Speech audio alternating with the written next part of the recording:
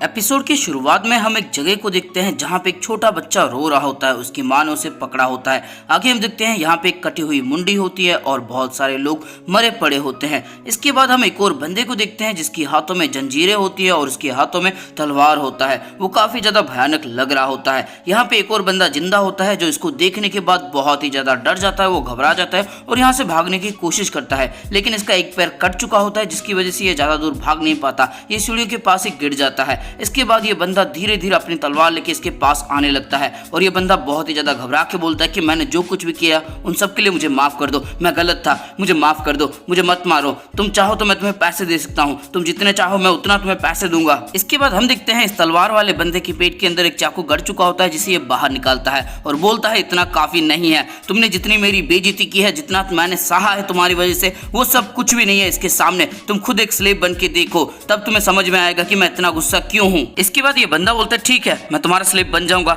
मैं तुम्हारी सेवा करूंगा, आज से आप मेरे मास्टर, मैं आपका स्लेव। मास्टर प्लीज मेरी जान बख्श दीजिए। और इसके बाद ये इसकी बूट को किस करने लगता है, लेकिन ये बंदा बोलता है कि तुम मेरे स्लेव बनोगे और ये बोलता है कि मुझे खुशी होगी। इसके बाद ये तलवार वाला बंदा बोलता है अगर तुम मेरे स्लेव हो तो ये मैं डिसाइड करूंगा कि तुम जियोगे या मरोगे।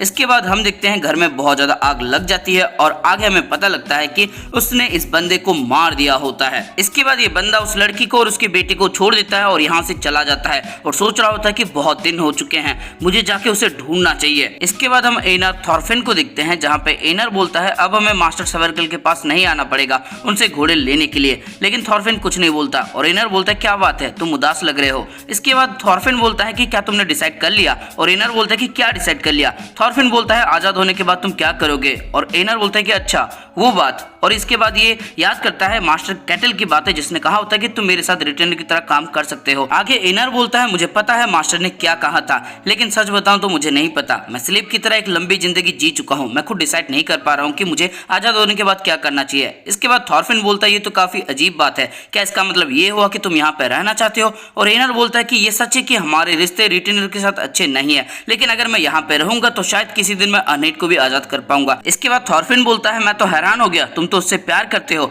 और एनर बोलता है कि नहीं ऐसी बात नहीं है, वो बात ये है। और तभी यहाँ पे स्नेक आ जाता है और चिल्ला के बोलता है ग्रैंडपा आप हमेशा ऐसा ही करते हैं, क्या आप मुझे भूखा मारना चाहते हैं। इसके बाद इसकी आवाज सुन के एनर और थॉर्फिन डर जाते हैं। स्नेक इनकी तरफ देखता है और बोलता है वो बूढ़ो तुम्हारे साथ नहीं है। इसके बाद थॉर्फिन बोलता है क्या वो अभी तक वापस नहीं आए हैं, और स्नेक बोलता है कि नहीं, वो सुबह से अपने खेतों में गया है और अभी तक नहीं आया। तभी इसके पेट में गुड़गुड़ होने लगती है और ये बोलता है कि ये डिनर का वक्त हो चुका है। आगे थॉर्फिन बोलता है कि हमें लकड़ियां काटने के लिए उन्होंने कहा था, अभी तक उन्हें वापस आ जाना चाहिए था। इसके बाद स्नेक फिर से चिल्ला के बोलता है कि मैंने अपना लंच तक छोड़ दिया था ग्रैंडपा, क्या तुम मुझे मारना चाहते हो। लेकिन तभी इसके दिमाग में कुछ क्लिक होता है, ये तेजी से घोड़े की तरफ भागने लगता है। एनर बोलता है कि क्या बात है, तुम कहां पे जा रहे हो, और ये बोलता है कि मैं फार्म में जा रहा हूं, मुझे फॉलो करो। इसके बाद एनर और थॉर्फिन स्नेक को फॉलो करने लगते हैं। इसके बाद स्नेक फार्म में जाके छानबीन करता है जहां पे एक जगह पे इसे सर्कल मिल जाते हैं जो बेहोश हो चुके होते हैं। स्नेक बोलता है ग्रैंडपा धैर्य रखिए, आपको कुछ नहीं होगा। इसके बाद हम देखते हैं सर्कल अपने रूम में होता है, वो ग्लास से पानी पीना चाहता है लेकिन इसके हाथ कांपने लगते हैं जिसकी वजह से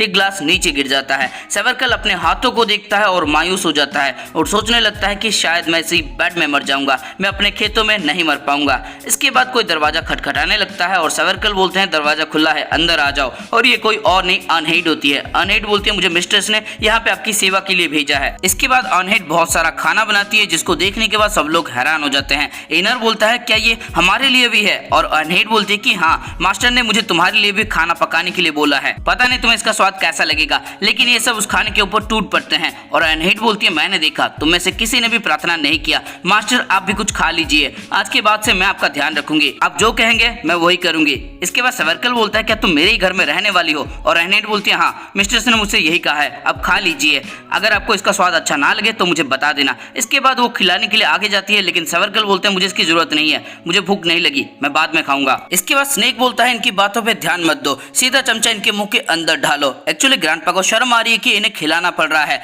ग्रैंडपा इसकी आदत ढाल लो, जब तक आप रिकवर नहीं हो जाते तब तक आपको खिलाना ही पड़ेगा। इतना सुनने के बाद थॉर्फिन थोड़ा सा हंस देता है और सर्कल बोलते हैं क्या तुमने अभी मेरे ऊपर हंसा, और थॉर्फिन अपना चेहरा ढक लेता है और बोलता है कि नहीं मैं नहीं हंसा। इसके बाद सर्कल बोलते कि मैं बाद में खाऊंगा, मुझे भूख नहीं है। लेकिन तभी इनके पेट से गुड़गुड़ होने लगती है, जिसकी वजह से सब लोग एक साथ हंसने लगते हैं। सर्कल को गुस्सा आता है और वो बोलते हैं कि निकल जाओ सब यहाँ से। इसके बाद हम देखते हैं अनेट पानी निकाल रही होती है और एनर बर्तन साफ कर रहा होता है। अनेट बोलते हैं कि ये मैं कर लूंगी, लेकिन एनर बोलते हैं कि नहीं कोई बात नहीं, मैं कर लेता हूँ। इसके बाद अनेट बोलते हैं मुझे खुशी है कि ओल्ड मास्टर अब ठीक है, जितना लोग कहते हैं वो उतने भयानक नहीं लगते। इसके बाद एनर बोलता है कि हाँ वो बहुत दयालु हैं, लेकिन कभी कभार वो थोड़े से भयानक बन जाते हैं। इसके बाद अनेट बोलती है कि हाँ मैं समझती हूँ कि तुम क्या कहना चाहते हो, लेकिन बहुत दिनों के बाद खाते वक्त मुझे इतना मजा आया है। इसके बाद एनर बोलता है कि हाँ मुझे भी आया।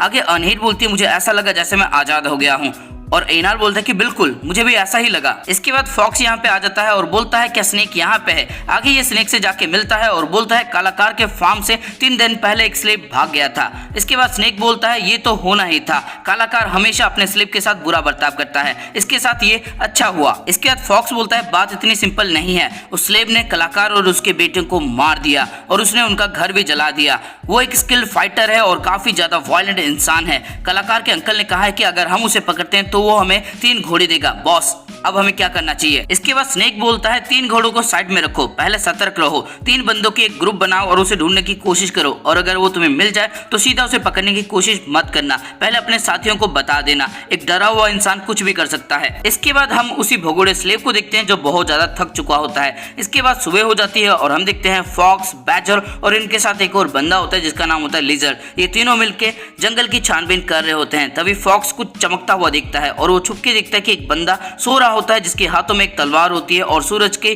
किरणों से वो रिफ्लेक्ट कर रहा होता है। इसके बाद बैजर बोल रहा है क्या वो सो रहा है, और फॉक्स बोलता है उसको देख के लगता है कि वो कोई भिखारी होगा। और तब लिजर्ड बोलता है कि मुझे इसके ऊपर शक आ रहा है, कहीं ये वही इंसान तो नहीं जिसके बदले हमें 3 घोड़े मिलेंगे। और बैजर खुश होकर हंसने लगता है और बोलता है कि आज तो हमारा लकी डे है। इसके बाद फॉक्स बोलता है कि जरा धीरे बात करो, धीरे बात करो। इसके बाद लिजर्ड बोलता है तुम ऐसा सोच नहीं सकते, ये मुश्किल काम होने वाला है। और बैजर बोलता है कि वो सो रहा है, हम उसे आसानी से पकड़ सकते हैं। और तब लिजर्ड बोलता है कि नहीं, पहले हमें अपने साथियों को बताना होगा जैसे बॉस ने कहा था। इसके बाद बैजर बोलता है अपनी बकवास बंद करो लिजर्ड, अगर हम मदद बुलाएंगे तो हमें कम हिस्सा मिलेगा। और फॉक्स बोलता है जरा धीरे बात करो। इसके बाद लिजर्ड बोलता है तुम्हें नहीं पता कि वो कितना ज्यादा ताकतवर है, तुम इतना ज्यादा कॉन्फिडेंट कैसे हो सकते हो। और तब बैजर बोलता है कि क्योंकि हमें घोड़े मिलने वाले हैं, अगर हम उसे पकड़ते हैं तो हमें एक एक घोड़ा मिलेगा। इसके बाद लिजर्ड बोलता है ऐसा नहीं होने वाला, अगर हमें घोड़े के 1 पैर या फिर 2 पैर खाने का मौका भी मिलता है तो भी ये बुरा नहीं है, मोटे कहीं के। इसके बाद बैजर बोलता है तुमने क्या कहा मुझे छुटकू। और लिजर्ड बोलता है अगर तुम मरना चाहते हो तो खुद जाके मरो। इसके बाद बैजर बोलता है कि मैं तुम्हें मार दूंगा।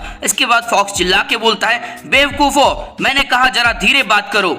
तब इन तीनों को कुछ महसूस होता है और हम देखते हैं वो स्लेव यहाँ पे पहुंच चुका होता है इनके पीछे। अचानक से ये सब अपनी तलवार निकाल लेते हैं, लेकिन तब तक वो अटैक कर देता है लिजर्ड के ऊपर। और हमें एक बेहतरीन ट्रांजिशन दिखाया जाता है जहाँ पे तलवार को कुल्हाड़ी से बदल दिया जाता है और एनर इस कुल्हाड़ी को चला रहा होता है। वो बहुत सारे लकड़ियां काट रहा होता है। अनहेड यहाँ पे कपड़े साफ कर रही होती है। एनर बोलता है कि आज बहुत ज्यादा गर्मी है।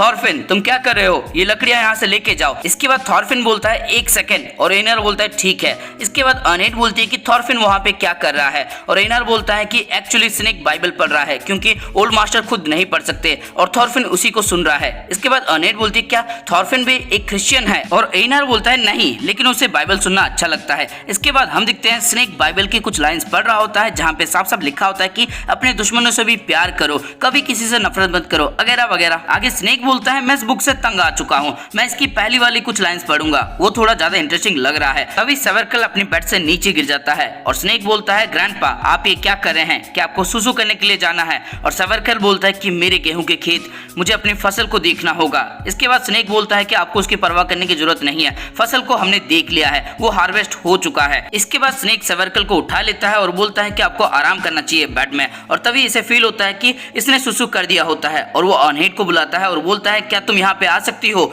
दादाजी ने यहाँ पे सुसु कर दिया है। इसके बाद अनहेड बोलते मैं समझ गई, मैं आ रही हूँ। और तब एनर बोलता है कि मैं भी मदद करूंगा। इसके बाद स्नेक अपना हाथ धो रहा होता है और बोलता है ग्रैंडपा बहुत बूढ़े हो चुके हैं, उनके पास ज्यादा वक्त नहीं है। तभी एनर बोलता है क्या, लेकिन वो अभी भी तो खेतों में जाके काम करते हैं। और थॉरफिन बोलता है कि हाँ बिल्कुल, वो तो दिन में कई बार मछलियां पकड़ने के लिए भी चले जाते हैं। इसके बाद स्नेक बोलता है लेकिन ग्रैंडपा बहुत ज्यादा बूढ़े हो चुके हैं, बूढ़े लोग अचानक से अपनी सारी ताकत खो देते हैं, लेकिन तुम्हें घबराने की जरूरत नहीं है, उनके पास अभी भी काफी टाइम है, उन्होंने जो तुम्हारे लिए किया है, जो दया तुम्हें दिखाई है, तुम उसकी भरपाई अभी भी कर सकते हो। इसके बाद थॉरफिन बोलता है तुम्हारा ओल्ड मास्टर से क्या रिश्ता है? और स्नेक बोलता है कुछ खास नहीं, जैसे ही ग्रैंडपा मर जाएंगे वैसे ही मैं उनकी सारी किताबें बेच दूंगा, अब जाके अपना काम करो, शाम होने वाली है। इसके बाद ये दोनों यस सर बोलते हैं और यहाँ से काम करने के लिए निकल जाते हैं। इसके बाद हम देखते हैं अनहेड पानी भर रही होती है, थॉरफिन लकड़ियां इकट्ठा कर रहा होता है और एनार लकड़ियां काट रहा होता है। इसके बाद हम देखते हैं अनहेड को थोड़ी सी चोट आ जाती है, वो अपने हाथों को देखती है जिसमें बहुत सारे चोट के घाव लगे होते हैं। ये अपनी एक उंगली को अपने दांतों से चबा लेती है। इसके बाद ये सब देखते हैं एक बंदा बड़ी तेजी से अपने घोड़े से इनकी तरफ आने लगता है। स्नेक बोलता है क्या ये मेरा बंदा है? ये तो बहुत तेज है। नहीं, ये मेरा बंदा नहीं है। हे घोड़े वाला इंसान, वहीं पे रुक जाओ। तभी यहाँ पे फॉक्स और बैजर आ जाते हैं और ये वही भगोड़ा स्लेव है, इसने लिजर्ड को मार दिया, इसे पकड़ लो बॉस, इसे पकड़ लो। इसके बाद स्नेक बोलता है क्या सच में? और ये तेजी से घर के अंदर भागने लगता है क्योंकि इसकी तलवार घर के अंदर होती है। इसके बाद अनहेड बोलती है कि नहीं, ऐसा नहीं हो सकता, और ये खुद तेजी से उस बंदे की तरफ भागने लगती है। ये उस बंदे को अच्छी तरह से देखती है और बोलती है गार्डर। इसके बाद ये बंदा भी अपने घोड़े को रोक लेता है और वो अनहेड को अच्छी तरह से देख के बोलता है अनहेड, आखिरकार मैंने तुम्हें ढूंढ लिया, मेरी बीवी। यानी कि ये भगोड़ा स्लेव गार्डर ही अनहेड का पति है और गार्डर यहाँ पे अनहेड को अपनी बीवी को लेने के लिए आया है। और इसी के साथ ये वाला एपिसोड हो जाता है खत्म। तो दोस्तों इस एपिसोड के अंदर आपको कुछ भी अच्छा लगा, फिर मजा आया तो इस वीडियो को लाइक कर दो। कमेंट करके बताओ तुम्हें क्या लगता है, क्या गार्डर अनहेड को यहाँ से ले पाएगा या फिर नहीं ले पाएगा। दोस्तों कहानी काफी ज्यादा इंटरेस्टिंग होने वाली है क्योंकि कैटल अनहेड से प्यार करने लगा है और अनहेड को अगर गार्डर यहाँ से लेके चला जाएगा तो कैटल चुपचाप तो देखने नहीं वाला है। एनार भी अनहेड से कहीं ना कहीं प्यार करता है, वो क्या करेगा। और साथ में लिजर्ड को मार दिया है गार्डर ने, यानी कि स्नेक भी गार्डर को इतनी आसानी से जाने तो नहीं देने वाला। आगे क्या होने वाला है ये तो आगे वाले एपिसोड में ही पता लगेगा। और उन सारे वीडियो को देखने के लिए इस वीडियो को अपने दोस्तों के साथ या फिर किसी एनिमे लवर के साथ शेयर कर देना। और अगर चैनल पर नए हो तो फिर चैनल को सब्सक्राइब करो, उसके बाद घंटा या फिर घंटी जो भी तुम्हें दिखेगा उसको बजा देना, क्योंकि दुनिया में हर कोई कुछ ना कुछ बजा रहा है, तुम कम से कम घंटी ही बजा लो।